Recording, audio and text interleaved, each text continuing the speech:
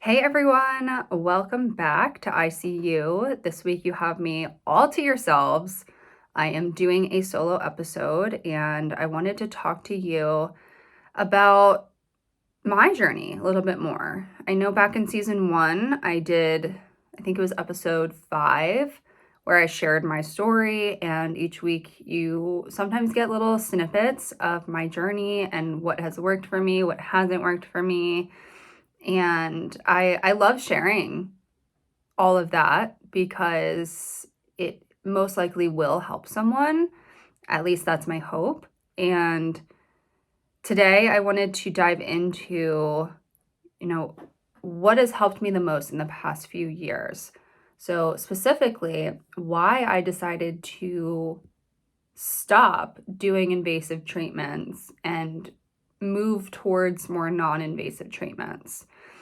So, a little background on me, just to refresh your memory, or if you are listening to season 2 before season 1, that's totally fine. I've had IC my whole life. I got diagnosed at age 18, and when I was diagnosed, my doctor was like, "Hey, we can do a cystoscopy with hydrodistention. We can stretch your bladder."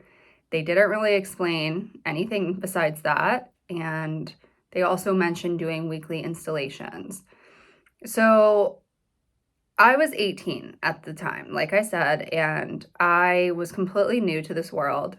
I had only heard of IC before in my internet searches, and it was scary, honestly. I really felt like there was so much I didn't know about the condition, and I was so desperate for relief that I was willing to do almost anything. And so when they told me about these procedures that they could do, I jumped at them because, one, I trusted that my doctor had my best interest, and two, I didn't really understand how invasive these types of treatments could be. And like I said, I was so desperate for relief that I didn't even need to know the details of what they were going to do to me. As long as I had a chance of getting relief from that procedure or treatment, then I was completely fine with that. So they also offered me various medications, and same thing, I wasn't 100% sure what their purpose was. So I know that in college, and it's hard to remember sometimes, but I definitely tried Elmeron for a brief stint. I actually had a really hard time being consistent with that. I believe you have to take it 3 times a day, and you're supposed to take it before you eat. Question mark, I'm not 100% sure about that, but that's how I remember it. So that didn't work for me because I'm not good at being consistent with meds or anything like that. I remember trying amitriptyline for a period of time. I tried myrbetriq. I tried hydroxyzine, and I'm sure I tried a whole lot of other things. I just remember that if one medication wasn't working, they'd switch me to another. And I just didn't even ask what they were for.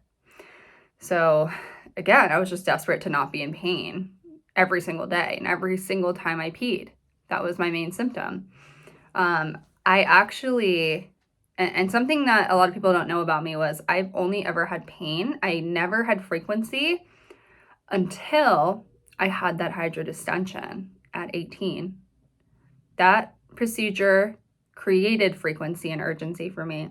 After that, prior to that procedure, I could go 3 to 4 hours between going to the bathroom, but after that, I had to go like every half an hour, and I was no longer sleeping through the night. I was in college, a freshman in college, and I had to share a room with someone, and my poor roommate, because I was using the bathroom various times throughout the night, especially right when I was trying to fall asleep. I remember I would just go like 3 to 4 times before bed, because if I could feel at least one drop of urine in my bladder, I could not sleep. I had to get it out. And it was so frustrating. I remember, and I'm not proud of this, but there was a point my sophomore year where I was living off campus, and I, my bathroom was like down this really long hallway. And honestly, it wasn't that far, but I was going to the bathroom so much at night that I didn't want to like fully wake up and get out of like my sleeping stupor that I was in, that I would pee in a red Solo cup and just put it on my desk for the next time I was going to wake up. And I did this for a while, and I would just dump it out in the morning and do it again the next night. And like I said, not proud of it. It even came around to bite me in the butt because the one night I accidentally spilled it. So that was not a fun night for me. I had to scrub that carpet really good. But I was just like struggling so hard. That was my lowest point because then I had pain and I had frequency. The hydrodistention did absolutely nothing for me. And I will say that I have heard of a lot of people having similar experiences, but at the same time, I have heard of many people having success with that procedure. So don't let me, persuade you to not do it. I'm just sharing my story. And then with instillations, every doctor is a little different. So they all have their own cocktail of medications that they want to do. They have, different protocols. Like some want you to do it weekly, some want you to do like one a month, and some do like as needed. And I believe I was doing them weekly, but now that I'm thinking about it, it might have been monthly, but so I can't really be sure about that. But I just remember like it was not pleasant to have the catheter, put in and then to have to sit in the office for 30 or so minutes just holding that in. It was like at some points unbearable. Like the frequency, the feeling that you are about to burst at the seam is a horrible feeling. And I'm positive that many of you are going to be able to relate to that. So instillations never really helped me. I will say I recently, like a year ago, did them again with my new doctor just to kind of check that box off again. And I ended up doing them at home by myself because it was cheaper. They taught me how to do it. It was pretty easy, but it still wasn't doing anything for me. And sometimes it would even trigger a flare because it was really, even though it was a pediatric catheter, which by the way, as for a pediatric catheter, that's a side note, even with that, it was still painful for my urethra. Even though there's lidocaine in the solution, it still didn't help me. So that's my personal experience. It was either like a neutral, like nothing, no effect came of it, or it did trigger a flare. I will say once or twice I did feel a little bit better. So I will give it that. And then twice I have had Botox in my pelvic floor. So this is different than getting Botox in your bladder. The Botox in the bladder is more risky. You run the risk of losing control of your bladder, and you may have to self-catheterize. So that is a risk that if you are considering, just make sure that you are fully aware of the risk. Your doctor will be able to explain it in a way that is so much better than I just did. Because I'm in no way a doctor. I am in no way like someone who's very familiar with that. I can only speak to my experience with Botox in the pelvic floor. So I had it done once in college and then once about a year ago, we'll say. Probably less than a year ago at my new doctor. And both times the injections, so by the way, when I've had it done, Botox in the pelvic floor, we did it in the office, no anesthesia or anything like that. I believe when you get it in your bladder, they do it in the OR under anesthesia, but I could be wrong. And the injections, they basically have Botox that people put in their face. It essentially just like freezes your muscles. And the idea was that a big part of my problem is I tense my pelvic floor when I get really stressed. And so I thought, okay, let's see if like freezing those muscles has an impact on my symptoms. And so they inject your certain spots on your pelvic floor, certain muscles. They inject that with Botox, and it doesn't kick in for, I can't remember, I think it was a few weeks, but it's supposed to last up to 6 months. And both times, I'm going to be honest, I didn't really notice a difference. This most recent time, my doctor did say that he noticed up to like a 70% improvement in my pelvic floor muscles. But I really didn't notice too much. And I mean, moving forward, I don't know that I would do it again, mostly because I had to pay out of pocket, and that was over $1,000 for the vial of the Botox and, to have my doctor inject me with it. If it were covered by insurance, then I'd probably be more inclined to say yes. But the injections, when they were happening, they are pretty painful. So those are all of the procedures and the meds that I've tried. And as you can see, nothing was putting a dent in my symptoms, especially when I was in the 18 to 22 year age range. Like, it was either the same or worse when I did these treatments. So there came a point when I was maybe 23, 24-ish years old, and I felt like I was ready for something new. I felt like I had hit rock bottom and that I was done with the treatment options that I was doing, which, to sum them up, they are invasive. They all have some sort of instrument going into your body, or really risky side effects. And they were also expensive. But that's besides the point. They weren't helping me. So I decided, okay, I'm going to try a new approach. And when I say that, I'm gonna let you in on a secret, because even though I'm an IC dietitian, back when I was going through all those doctors' offices, one or maybe two of those doctors mentioned the IC diet. And I thought I knew everything back then. I was like, there is no way that my diet has an impact on my bladder pain. That doesn't make any sense. And nobody really, I didn't say that out loud, but I would say, okay, whatever. And then I'd take the IC diet handout, I'd go home, and then I would just throw it out and not change anything.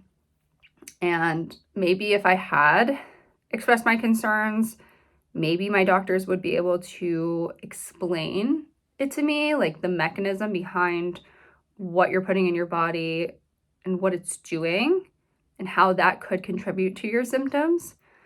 But I didn't. And so I didn't know.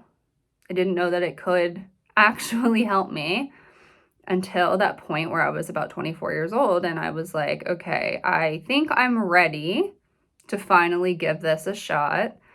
And I'm going to do an elimination diet. And I thought, okay, like, I'm about to be a registered dietitian. Like, I'm sure I can, manage this perfectly fine. And I didn't. The elimination diet, when I did it, was a train wreck. I was slipping up left and right. I had no structure to my elimination diet. I just kind of eliminated as much as I could. And then it took me like 9 months to finally test the foods that I had removed. And I found out that I was sensitive to some stuff. I was sensitive to citrus. I was sensitive to carbonation, alcohol, coffee. I will say coffee was my non-negotiable. I never actually gave up coffee. I tried and failed horribly. So the elimination diet, even though I was studying to become a dietitian, I still failed horribly. And I'm not ashamed to say that. It is hard. It is complex. And, if you're listening and you've done it on your own, major props to you. And so the diet component was really helpful because I identified my triggers. Something that's really interesting is that since I got my symptoms managed, that took me maybe 3 years from the point that I did that elimination diet, I can eat anything I want now. I mean, in moderation. I don't like go out and binge drink or drink like 3 coffees a day. Like, I am aware that that could potentially cause symptoms, especially if I have a really stressful day. I won't like poke the bear and add some diet triggers on top of that. But my diet sensitivities did kind of disappear when my symptoms calmed down. And I do think that was to do with my bladder wall being very irritated. And it's just really interesting because people ask me, do diet sensitivities change over time? And mine did. But we don't have any legitimate data showing that and supporting that. So I can only give you my personal and professional observations there. I will say that the majority of my clients come into the program, my Road to Remission program, thinking that they are sensitive to like 10 to 15 different foods and drinks, and they come out with anywhere from 0 to 5 triggers that are diet related. And I think that that's what's happening to a lot of the IC community is we are so afraid of the foods that are not on the IC diet list that it's like this big monster. It's really scary. And then that can itself trigger a stress flare and just kind of start this vicious cycle of food fear and flares and, So if you're listening to this and that's kind of like exactly what you're kind of stuck in, know that you're not alone. So many people in the IC community are in the same boat as you. And the good thing about that is you can get through that. That is exactly what I help my clients do in Road to Remission. We work to identify their diet triggers. We work to increase their confidence, learn their limits, and improve their overall quality of life because we live in such a food-centered society. Food is everywhere. And I feel like nobody realizes this until they are diagnosed with IC and handed the IC diet list and told to not eat those items. You don't realize how food-centered our society is until you go out to dinner for the first time after your diagnosis and it's like, what the hell do I eat? Can I eat anything? Like, it's a whole new world once you get that list. And so that's what I'm trying to do here is really encourage you to work through that. Know that there is hope. You most likely can eat your favorite foods again because let's be honest, the foods that they tell you not to eat on the IC diet list is everything fun about this world. That's my opinion, but in my head, it's fact. So that was a side tangent. So let's go back to what helped me. So we talked about the diet. The second thing that helped me significantly was to start working on managing my stress. I was under a lot of stress and I didn't realize how it was affecting me. I didn't even realize that I was under stress until I sat down and actually thought about it.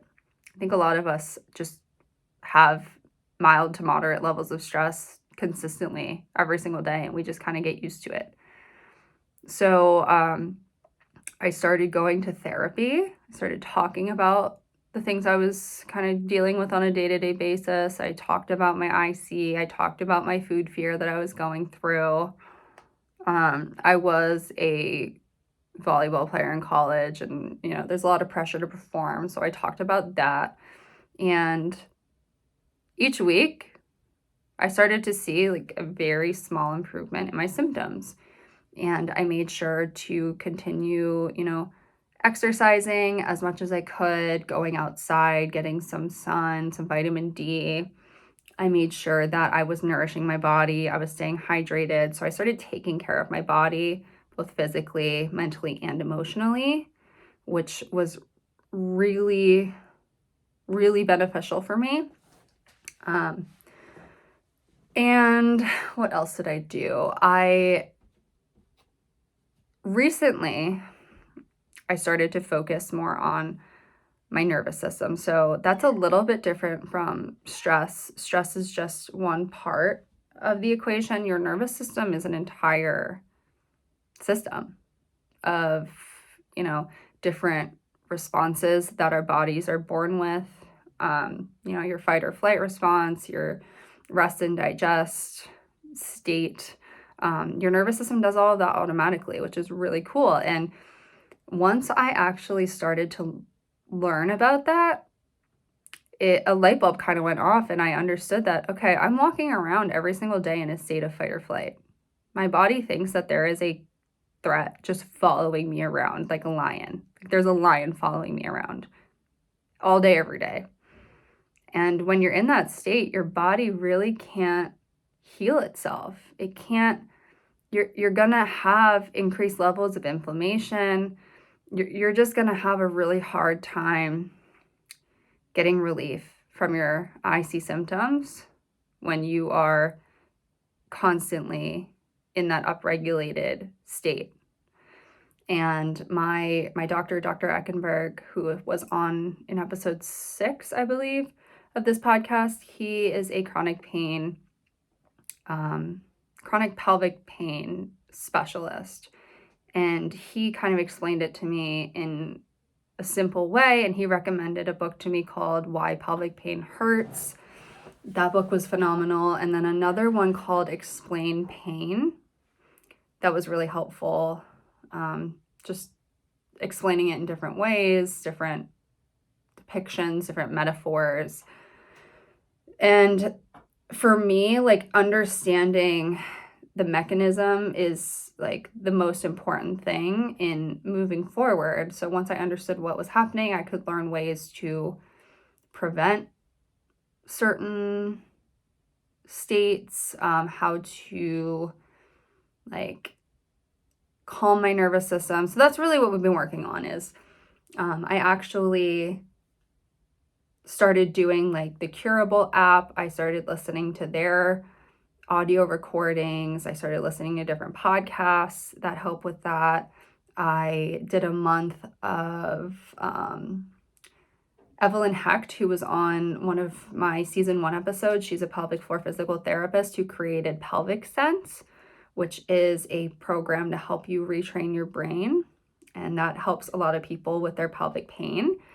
And so that was really helpful. And I'm still trying to work through certain things.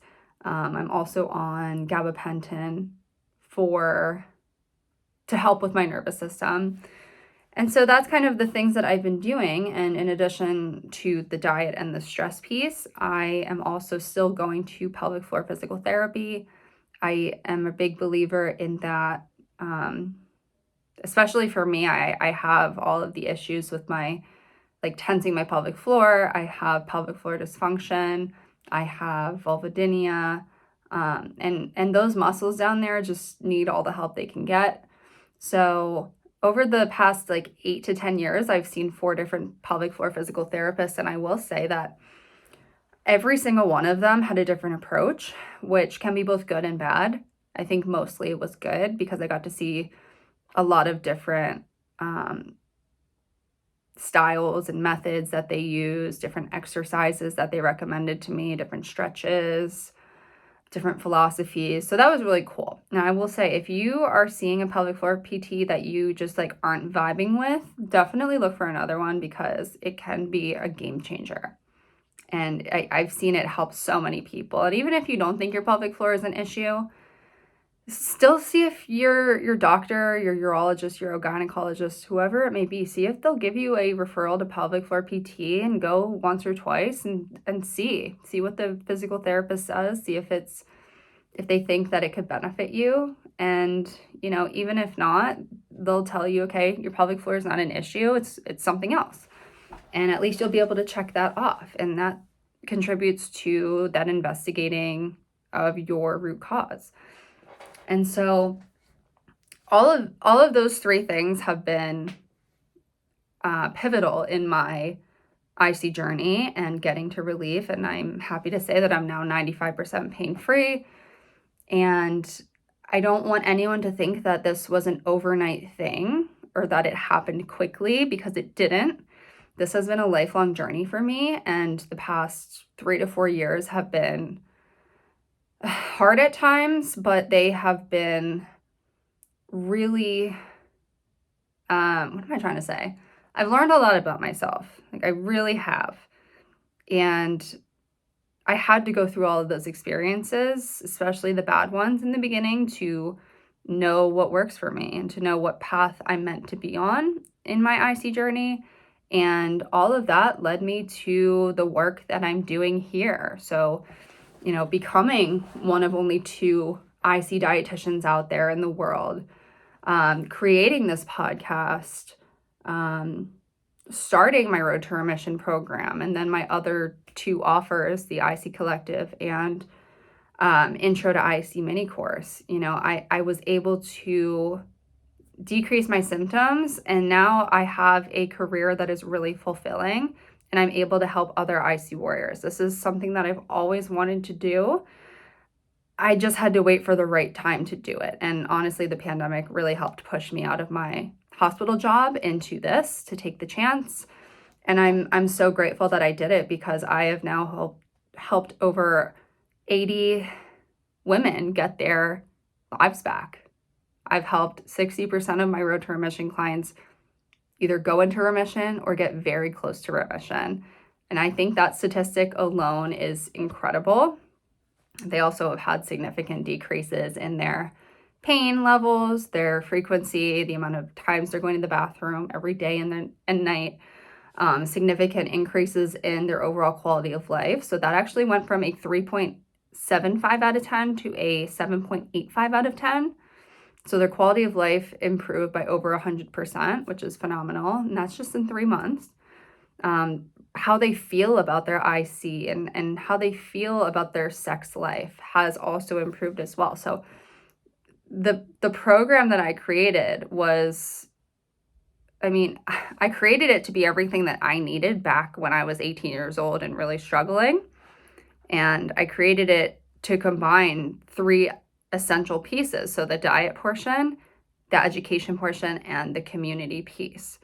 So I'm a true believer that community is huge. Support is huge. Having people that you can talk to on a daily basis with IC who can understand exactly what you're going through is huge, because as much as your loved ones love and care about you, they will never truly understand what you go through unless they themselves have IC and are currently going through it. Okay, so having that support piece is just so important. Having that education, I created a 12-week education course that teaches you everything you could possibly need to know about IC, like supplements, different subtypes, different treatment options, nutrition things like macronutrients, micronutrients, digestion. We have lots of guest classes on topics like hormone nutrition, mindset, mental health, pelvic floor PT, sex and relationships, dining out. We have so much education in this program because I believe that education is power, and that can help you be your best advocate, because no one's going to advocate for you like you are going to advocate for you. You know your body best, and arming yourself with knowledge about treatments, what's working for other people. You can show up to your doctor's office and ask for a certain treatment or ask about their opinion on something. You don't have to go in blind. My best tip is to write down any questions or anything you want to talk about before you go into that appointment. And also bring somebody with you if you want a second set of eyes and ears. That can be helpful to not stress you out.